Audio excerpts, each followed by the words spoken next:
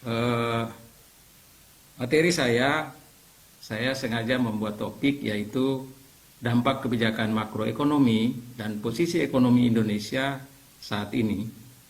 Materi ini akan mengulas tentang bagaimana kebijakan makroekonomi terhadap perekonomian Indonesia dan dampaknya bagi perekonomian saat ini. Nah, Bapak Ibu, adik-adik mahasiswa semua, dalam perekonomian biasanya kita dengar ada yang namanya kebijakan atau para pembuat kebijakan mereka akan biasanya menggunakan kebijakan untuk mengatasi isu-isu ekonomi besar. Misalnya, mengapa suatu negara harus mempertahankan tingkat harga stabil misalnya? Mengapa negara harus mengatasi resesi? Mengapa negara perlu melakukan efisiensi anggaran dan seterusnya, sehingga muncullah suatu kebijakan makroekonomi. Nah, semua pertanyaan yang saya sebut tadi sebetulnya menggambarkan bahwa suatu negara bertujuan untuk melakukan stabilitas perekonomian agar dapat meningkatkan kesejahteraan individu, keluarga, semua masyarakat, sehingga kesejahteraan dapat dirasakan oleh seluruh lapisan masyarakat. Mungkin bisa dibuka slide saya yang pertama. Nah, slide yang kedua ini, saya sengaja memberikan sedikit gambaran dulu mengenai bagaimana peran kebijakan makroekonomi dalam suatu perekonomian. Nah, dalam suatu perekonomian ada 3 kebijakan yang biasanya dilakukan oleh pengambil kebijakan. Yang pertama yaitu kebijakan fiskal. Kebijakan fiskal ini dilakukan untuk mengendalikan perekonomian baik secara langsung melalui konsumsi, investasi, ekspor, maupun tidak langsung melalui pajak, transfer, pengeluaran pemerintah, agar tercapai pertumbuhan ekonomi, tercapainya lapangan kerja, dan meningkatkan kesejahteraan masyarakat. Nah, kebijakan yang kedua yaitu kebijakan moneter atau monetary policy dilakukan biasanya oleh bank sentral yang secara tidak langsung itu akan mempengaruhi jumlah uang beredar melalui penyesuaian suku bunga, persyaratan cadangan bank, dan seterusnya. Kemudian yang ketiga yaitu kebijakan makroprudensial. Nah, dilakukan ini biasanya ditetapkan oleh pemerintah melalui bank sentral, yaitu untuk mencegah dan mengurangi risiko sistemik agar stabilitas sistem keuangan suatu negara itu tetap terjaga. Kebijakan ini biasanya berfokus pada pengawasan interaksi antar institusi keuangan, pasar keuangan, dan makroekonomi secara keseluruhan, sehingga perekonomian diharapkan akan stabil. Nah, kalau di Indonesia misalnya, Bank Indonesia sebagai bank sentral, dia akan memberikan kelonggaran likuiditas bagi bank yang biasanya menyalurkan pembiayaan ke sektor prioritas, seperti misalnya hilirisasi UMKM, ekonomi hijau, dan perumahan, dan seterusnya. Nah, Bapak Ibu sekalian, ini semua adalah bentuk dari interaksi antar kebijakan ekonomi, dan sasaran utamanya itu pada slide saya yang keempat menurut Nir dan Kang. Nah, ini ada kebijakan fiskal policy, ada monetary policy, dan makroprudensial policy. Nah, gambaran tadi sudah saya jelaskan. Lanjut ke slide yang kelima. Nah, ini yang menjadi isu besar, yaitu seberapa besar ketahanan perekonomian Indonesia terhadap dampak eksternal. Nah, saya membaginya menjadi ada sekitar 6 variabel ekonomi yang cukup terpengaruh sebagai akibat dari adanya dampak eksternal. Dampak eksternalnya apa, Bapak Ibu dan adik-adik semua? Dampak eksternalnya adalah adanya eskalasi geopolitik di Timur Tengah. Nah, ini mempengaruhi kenaikan harga minyak Brent atau minyak mentah. Dia juga mempengaruhi pertumbuhan ekonomi, juga memiliki probabilitas untuk bisa terjadinya resesi. Kemudian dia juga bisa menekan pasar keuangan, menyebabkan inflasi, mempengaruhi neraca perdagangan, juga mempengaruhi investasi. Nah, sekarang mari kita coba lihat satu persatu bagaimana dia mempengaruhi kenaikan harga minyak sehingga bisa mempengaruhi perekonomian kita. Di slide yang ke-6 bisa kita lihat, ini berdasarkan data yang saya ambil dari Bloomberg. Nah, terlihat di sini bahwa adanya eskalasi perang di Timur Tengah mendorong terjadinya kenaikan harga minyak mentah.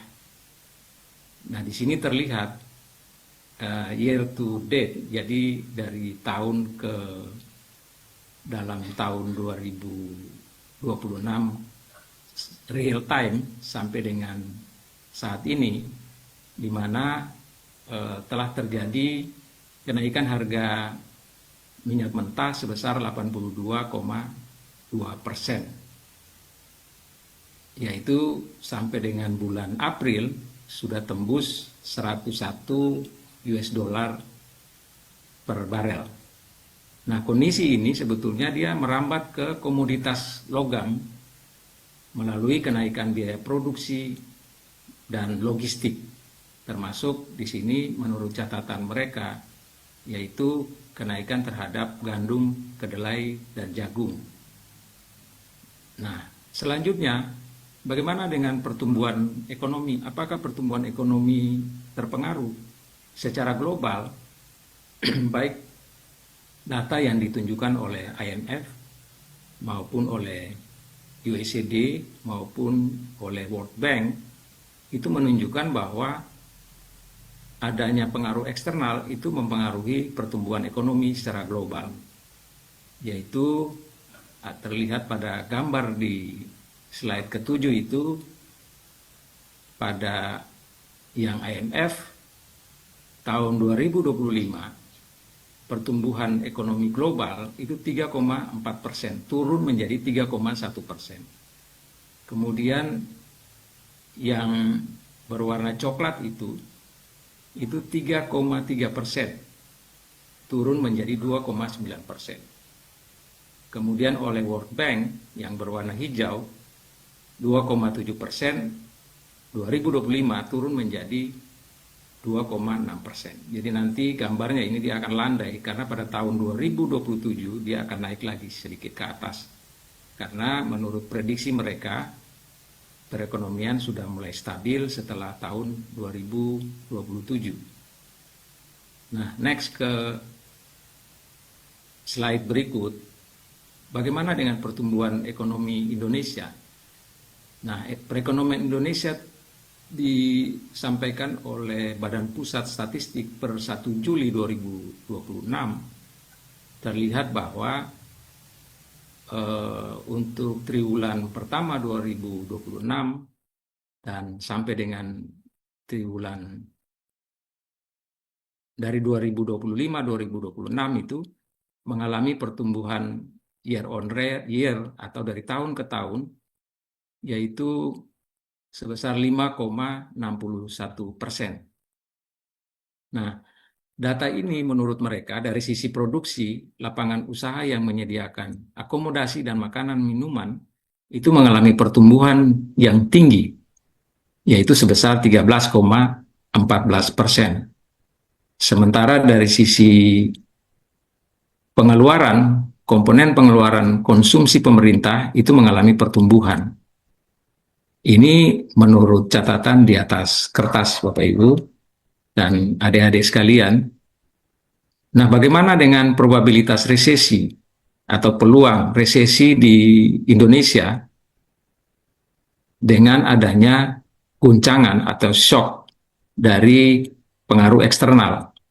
Nah, menurut data Bloomberg juga itu bahwa Indonesia juga berpotensi mengalami resesi, yaitu pada April 2026 sebesar 8% dibanding dengan negara-negara lain di Asia. Malaysia masih lebih rendah. Next, bagaimana dengan pasar keuangan, Bapak Ibu dan adik-adik sekalian? Nah, di sini ada data yang saya ambil dari Bloomberg, yaitu bahwa konflik Timur Tengah itu memicu ketidakpastian global sehingga menekan pasar keuangan. Tercermin dari meningkatnya volatilitas di pasar saham dan nilai tukar. Bahkan nilai tukar terhadap dolar Amerika Serikat itu mengalami tekanan berat setelah Bank Sentral atau The Fed itu menaikkan suku bunga. Sehingga sepanjang bulan Mei sampai dengan Juni 2026, Indonesia sempat mencatatkan rekor terlemah, yaitu menembus kisaran angka 18.000 sampai 18.193 rupiah per dolar. Next, bagaimana dengan dampak inflasi? Nah, berdasarkan data BPS, juga sangat berpengaruh terhadap inflasi, di mana dari month to month atau dari bulan ke bulan, itu selama bulan Maret terjadi inflasi 0,41%. Secara tahunan itu inflasi 3,48%. Nah, kenapa inflasi dari bulan ke bulan maupun tahun itu meningkat? Karena memang adanya kenaikan harga minyak itu sangat mempengaruhi terhadap sektor produksi bahan mentah, sehingga menyebabkan biaya yang dikeluarkan oleh sektor industri itu meningkat, maupun juga termasuk kepada produsen. Karena apa? Karena memang produsen itu cukup merasakan adanya kenaikan harga-harga bahan baku dari kebutuhan untuk memproduksi. Nah, kalau dalam catatan statistik, inflasi pada Maret itu penyumbang terbesar yaitu pada ikan segar, daging ayam ras, beras, telur, ayam ras, cabai rawit, minyak goreng, dan daging sapi. Ini catatan yang saya ambil dari Badan Pusat Statistik. Nah, next untuk dampak kepada neraca perdagangan. Nah, neraca perdagangan Indonesia Januari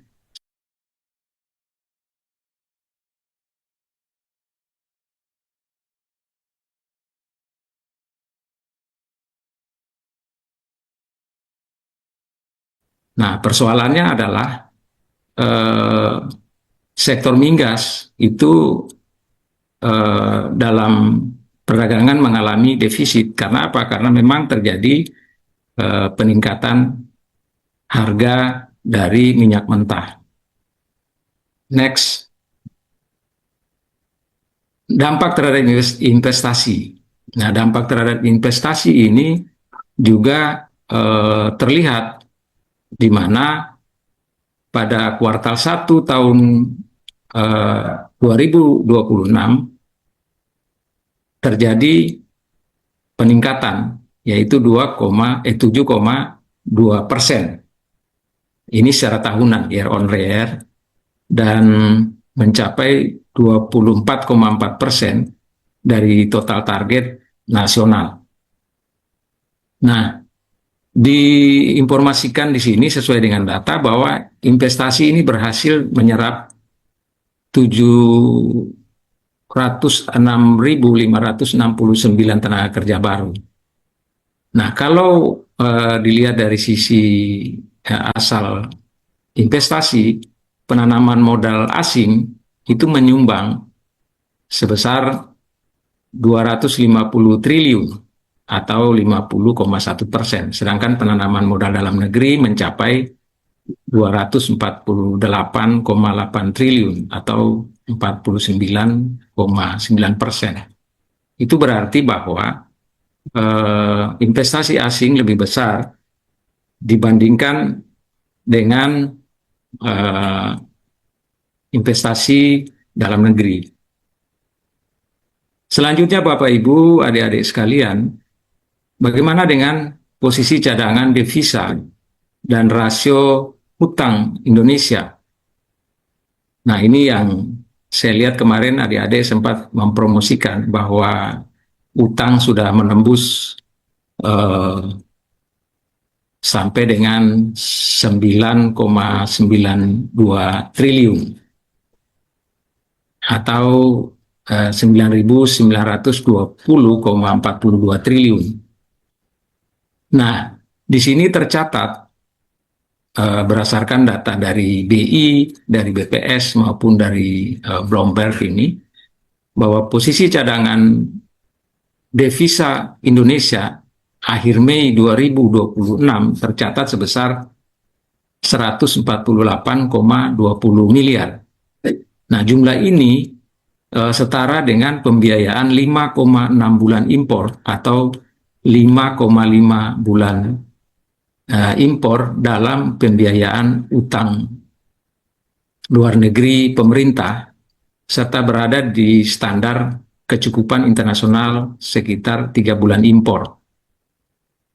Nah, ini sebetulnya menunjukkan bahwa pemerintah Indonesia masih berada pada ambang aman atau berada di level 40,75% per akhir kuartal 1 2026. Nah, next ke yang berikut, slide berikut. Bagaimana dengan kebijakan makan bergizi gratis? Jadi kalau tadi kita banyak berbicara mengenai pengaruh eksternal terhadap perekonomian di Indonesia, nah sekarang kita kembali lagi ke bagaimana dengan kebijakan-kebijakan dalam negeri dalam mempengaruhi suatu perekonomian. Nah, program MBG ini sebetulnya dibangun berdasarkan Perpres nomor 115 tahun 2025 yang diselenggarakan oleh Badan Gizi Nasional atau BGN sesuai Perpres nomor 83 tahun 2024. Saya mohon maaf yang ada ketikan 2004 itu tolong dikoreksi, dia tahun 2024. Itu ada kesalahan pengetikan di situ yang sebetulnya bukan 2004 tapi yang sebetulnya adalah 2024. Nah, anggaran ini sebetulnya dibebankan kepada APBN. Jadi berdasarkan data, anggaran dibebankan kepada APBN sebesar 268 triliun dialokasikan di bawah Badan Gizi Nasional. Tujuannya sebetulnya bagus, yaitu meningkatkan kualitas sumber daya manusia dan menekan angka stunting sekaligus memberdayakan ekonomi rakyat. Target-targetnya bagi penerima manfaat bahkan sudah diperhitungkan, yaitu sekitar 61,96 sampai dengan 82,9 juta penerima manfaat, baik siswa, ibu hamil, dan balita. Tetapi persoalannya adalah dalam implementasi MBG tidak berjalan sesuai harapan. Dana dimaksud banyak dikorupsi. Bahkan berdasarkan catatan dari Mahkamah Kejaksaan Agung, data dari Kejaksaan Agung, dana yang dikorupsi itu sebesar 19,8 triliun.